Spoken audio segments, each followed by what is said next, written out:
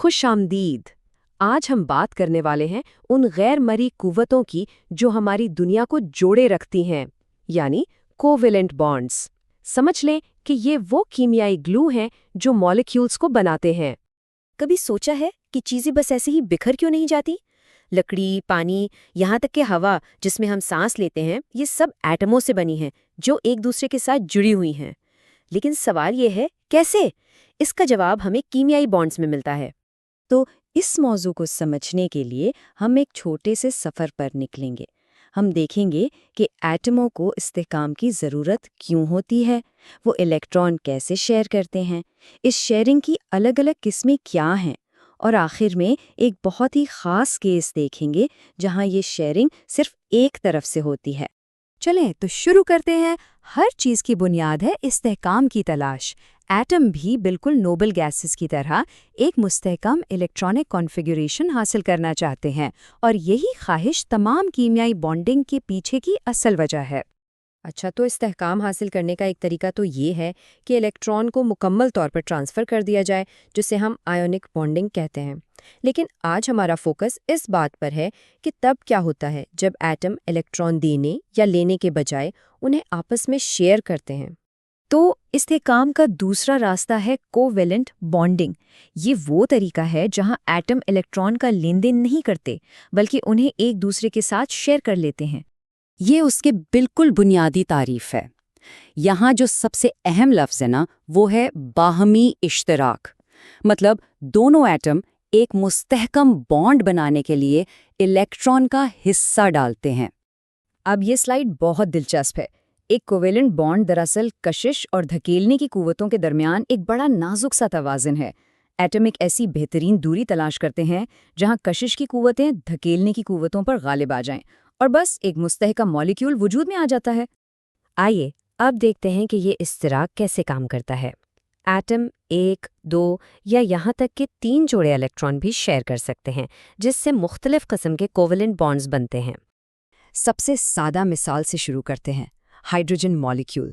2 hydrogen atom एक एक electron share करते हैं, जिससे इलेक्ट्रॉन का एक जोड़ा बनता है जो उन्हें एक साथ जोड़े रखता है। इसी को सिंगल कोवेलेंट बॉन्ड कहते हैं।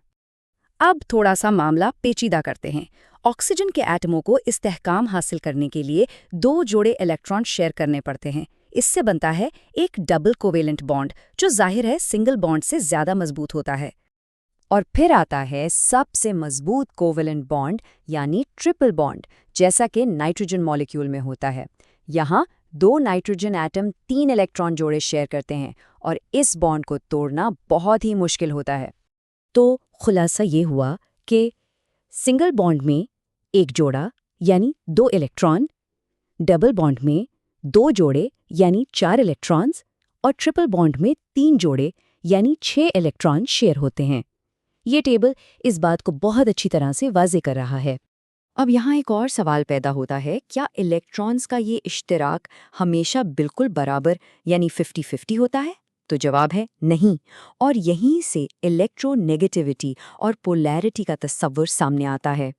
यहाँ बुनियादी फ़र्क सिर्फ ये है कि एटम एक जैसे हैं या मुख्तलिफ। जब 2 एक जैसे एटम बॉन्ड बनाते हैं, जैसे हाइड्रोजन के 2 एटम, तो वो इलेक्ट्रॉन्स को बिल्कुल बराबर शेयर करते हैं। ये हुआ नॉन पोलर बॉन्ड। लेकिन जब 2 मुख्तलिफ एटम बॉन्ड बनाते हैं, तो जो ज़्यादा ताकतवर यानी ज़्यादा इलेक्ट्रोनेगेटिव एटम होता है, वो इलेक्ट्रॉन्स को अपनी तरफ ज़्यादा खींचता है, जिससे एक पोलर बॉन्ड बनता है। हाइड्रोजन क्लोराइड इसकी एक बेहतरीन मिसाल है। देखें, क्लोरीन हाइड्रोजन से ज़्यादा इलेक्ट्रोनेगेटिव है, इसलिए वो मुश्तरका इलेक्ट्रॉन्स को अपनी तरफ ज़्यादा खींच लेता है। इससे क्लोरीन पर एक हल्का सा मनफी चार्ज और हाइड्रोजन पर हल्का सा मुस्बत चार्ज आ जाता है। और ये जो गैर मसावी खिंचाव है ना, ये इंतहाई अहम है।